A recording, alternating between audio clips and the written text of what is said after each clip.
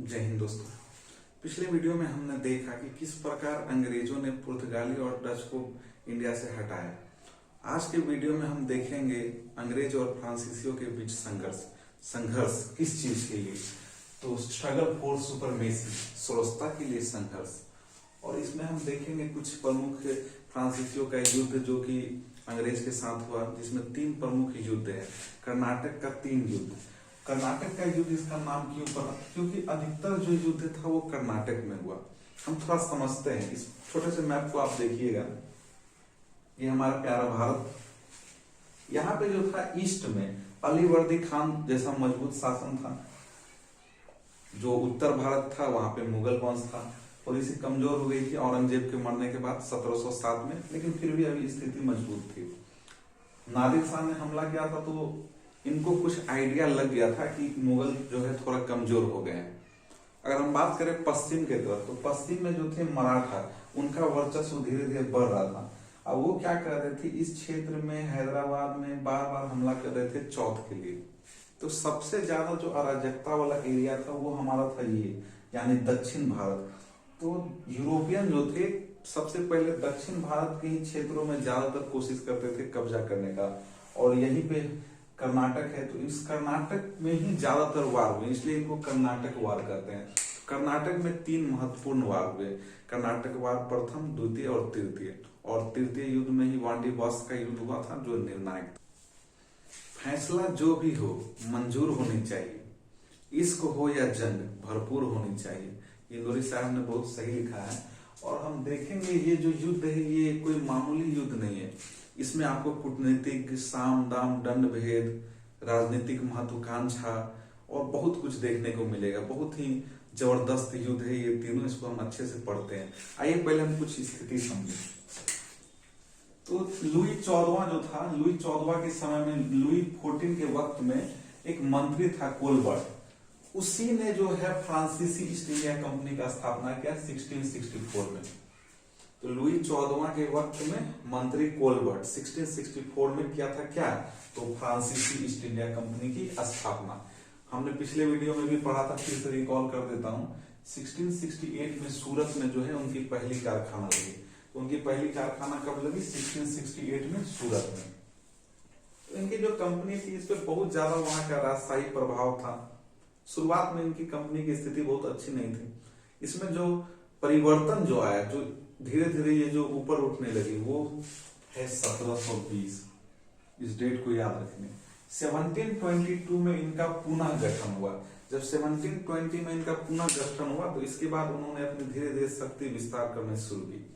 इस क्रम में 1721 का डेट काफी इंपॉर्टेंट है। 1721 में उन्होंने मॉरिशस पे कब्जा किया। यहाँ से उनको नौसैनिक शक्ति में बहुत भारी मात्रा में इजाफा हुआ। मॉरिशस पे कब्जा, इस डेट को याद रखेंगे 1721। 1725 में उन्होंने मालाबार पे कब्जा किया। तो यहाँ से उन्होंने अपनी शक्ति कुछ बिल्डअप की और धीरे धीरे शक्ति उठाया। उस दूसरी तरफ जो अंग्रेज थे वो अपने जीत से बहुत ज्यादा खुश थे, क्योंकि उन्होंने पुर्तगालियों और डचों को बहुत ही युद्ध में पराजित किया था। धीरे धीरे फ्रांसीसी बढ़ रहे थे। अब यहाँ धीरे धीरे युद्ध की स्थिति बननी थी, क्योंकि हम जानते हैं एक म्यान में 2 तलवार नहीं रह सकते। तो अब इनके बीच युद्ध होना लाजमी था। तो युद्ध होने में जो सबसे अहम रोल था, अगर उसकी बात करें तो 1740, इस डेट को याद रखेंगे। यहां से सीधा भी क्वेश्चन पूछ सकता है कि ऑस्ट्रियाई उत्तराधिकार का युद्ध कब हुआ? ऑस्ट्रियाई उत्तराधिकार का युद्ध कब हुआ? 1740 में। क्या हुआ ना, वहां पे ऑस्ट्रिया में जो महारानी थी उसके खिलाफ षड्यंत्र हुआ वहां कि कौन इस बार महारानी बनेगी। मारिया थेरेसा उसका नाम था। तो वहां युद्ध छिड़ गया। तो बात है कि अब जब वहां युद्ध छिड़ा उनके बीच, फ्रांसीसी और अंग्रेजों के बीच, तो यहाँ होना लाजमी था। यहाँ वो कुछ कारण खोज रहे थे कि कुछ कारण हो, और इन्हीं एक कारणों में 1742 को याद रखेंगे। 1742 में डुप्ले आया फ्रांसीसी गवर्नर के रूप में। डुप्ले के बारे में थोड़ा सा जाने। उनके पिता जो थे बहुत ही प्रभावशाली आदमी थे, उनका बहुत ही वहां पहुंच था, बहुत ज्यादा पैसे वाले थे। अपने इन्हीं पावर और पैसे के बदौलत ये जो डुप्ले था ये पांडिचेरी का गवर्नर बन के आया था। डुप्ले जो था बहुत महत्वाकांक्षी आदमी था। तानाशाही की तरह उसकी प्रवृत्ति थी, बहुत ही कूटनीतिक चालबाज आदमी था डुप्ले। हम देखेंगे डुप्ले को भी आगे। चलिए, अब स्थिति जो है ऑस्ट्रिया में उत्तराधिकार का युद्ध हुआ तो इंडिया में कैसे शुरू करे। तो इंडिया में कर्नाटक जो है, मैंने अभी बताया कि वहां पे भाई भाई से लड़ रहे थे, उत्तराधिकार का युद्ध था वहां पे। और इस क्रम में क्या हुआ कि जो इमीडिएट काउज अगर पूछे कि क्यों तुरंत युद्ध शुरू हुआ, तो 1746 की बात है। 1746 में जो क्या हुआ था, मॉरिशस के गवर्नर लावरदानो, मैंने बताया था कि आपका 21 में मॉरिशस पे कब्जा किया। वहां का जो गवर्नर था लावोदानो, उसकी मदद से क्या किया, डुप्ले ने मद्रास पे कब्जा कर लिया। और मद्रास पे हम जानते हैं कि मद्रास पे अंग्रेजों का वर्चस्व था। ये कब्जा होने के बाद अंग्रेज आग बबूला हो गए और उन्होंने फ्रांसीसियों पे अटैक कर लिया। देखिए, ये जो प्रथम कर्नाटक वार है, इसमें फ्रांसीसी के तरफ से जो था पांडिचेरी का गवर्नर डुप्ले था, और ब्रिटिश के तरफ से जो था मद्रास का अंग्रेज गवर्नर मॉर्स, और उसका सहयोग कर रहा था यही क्लाइव, लॉर्ड क्लाइव। तो जब मद्रास पे कब्जा किया लेवरदानो की मदद से डुप्ले, तो वो अपना चाल चले। वे क्या किए, लावरदानो को एक मीटिंग के लिए बुलाए, और इस मीटिंग में उन्होंने क्या किया, लावरदानो को एक बहुत ही बड़ा ऑफर दिया। क्या ऑफर था, 4 लाख पाउंड का। उन्होंने उसको 4 लाख पाउंड का ऑफर दिया, बोला कि तुमको कितना रुपया मिलता है फ्रांसीसी की तरफ से, लो 4 लाख पाउंड लो। तो ये रिश्वत लेकर लावरदानो ने क्या किया, पुनः अंग्रेज को लौटा दिया मद्रास। तो अब अंग्रेज फिर से मद्रास पे अपना कब्जा कर लिए। ये देख रहे हैं चूहा बिल्ली का खेल, वो किस प्रकार खेल रहे हैं, एक को फंसाना दूसरे को। डुप्ले ये सब देख के घबरा गया, और डुप्ले तो चतुर चालक था, वो फिर दिमाग लाया कि अब फिर से वापस मद्रास कैसे लिया जाए। तो इस क्रम में वो क्या किया, कर्नाटक के नवाब के पास गया, अनवरुद्दीन। कर्नाटक का नवाब उस समय कौन था, अनवरुद्दीन। नाम याद रखेंगे, कर्नाटक का नवाब था अनवरुद्दीन। उसके पास गया, उसको बोला कि आप मेरा मदद कीजिए, हम मद्रास जीतेंगे, हम वादा करते हैं आपको मद्रास दे देंगे। वो भी खुश हो गया कि मुझे क्या चाहिए, मुझे मिल जाएगा मद्रास। तो वो मद्रास के लालच में उसने साथ दिया उसका। डुप्ले ने कर्नाटक के नवाब को साथ लेकर पुनः क्या किया, मद्रास पे कब्जा कर लिया। मद्रास पे कब्जा होने के बाद में जो थे अनवरुद्दीन इंतजार कर रहे थे कि अब मुझे मिलेगा, अब मिलेगा, लेकिन डुप्ले कहाँ देने वाला था, वो महत्वाकांक्षी आदमी। बहुत दिन इंतजार करने के बाद में अब सोचे कि क्या करे, तो उसने उसको 2-3 बार नोटिस भेजा कि मद्रास देने के लिए, डुप्ले मना कर दिया। फिर मजबूर होके अनवरुद्दीन अपने बेटे को भेजे, महफूज खान।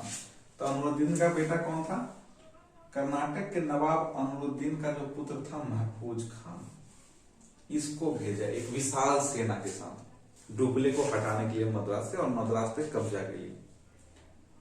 डुप्ले और इसके बीच जो था बहुत ही घमासान युद्ध हुआ, और अडियार के पास, जगह कौन सा था, अडियार के पास जो था, डुप्ले ने महफूज खान को भी हरा दिया बुरी तरह। अब महफूज खान को हराया, उसके बाद वो बहुत ज्यादा उत्साहित हो गया, और इस उत्साह पे उसने अंग्रेजी बस्ती मैंने याद करवाया था, फोर्ट सेंट डेविड, मद्रास में जो था उनका फोर्ट सेंट डेविड, इसको घेरने का प्रयास किया। इसको चारों तरफ से घेर लिया। अब अंग्रेज बौखला गए कि ये डुप्ले कितना खतरनाक है, पूरा हम लोग का मेन बस्ती को ही घेर रहा है। उन्होंने तुरंत सूचना दिया अपना आला कमान को। आला कमान ब्रिटेन में बैठे हुए थे, वहां से सैनिक भेजे।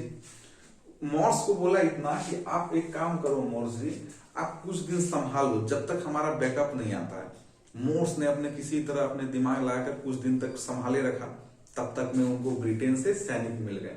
अब उनका हौसला बढ़ा अंग्रेज का। जब मॉर्स का सैनिक वहां ब्रिटेन से आ गए, तो उसने क्या किया, पांडिचेरी का घेराव किया।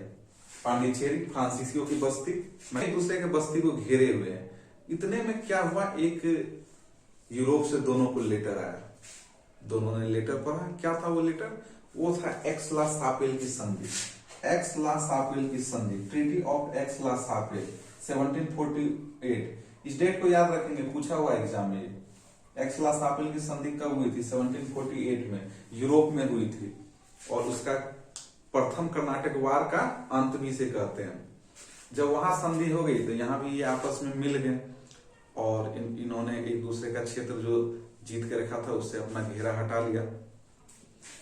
तो ये था प्रथम कर्नाटक वार। प्रथम कर्नाटक वार से उनको कुछ खास सफलता नहीं मिली, लेकिन बहुत चीज उनको उजागर हुआ। यहाँ राजाओं की कमजोरी, राजा किस प्रकार जो है राष्ट्रीय भावना को छोड़कर अपने व्यक्तिगत हित के लिए एक दूसरे को मारते हैं, आपस में लड़ते हैं। इसके अलावा वे विदेशियों से भी, देशी अपने पड़ोसी को हराने के लिए विदेशियों का भी समर्थन लेने से नहीं चूकते हैं। ये सब देख के वो मतलब समझ गए थे कि इसको अपना उपनिवेश बनाना कोई मुश्किल काम नहीं है। तो यहीं से उनका आंख खुली और अंग्रेज भी इस चीज को पूरा भाप गए थे कि ये इस उपमहाद्वीप को हम अपना उपनिवेश जरूर बनाएंगे। तो ये युद्ध बहुत ही निर्णायक था।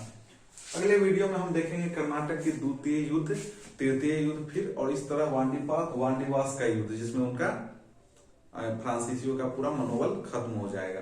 तो अगले वीडियो में हम देखेंगे, अगला जो वीडियो है उसमें और भी ज्यादा मात्रा में षड्यंत्र, राजनीतिक महत्वाकांक्षा और बहुत कुछ हमें देखने को मिलेगा।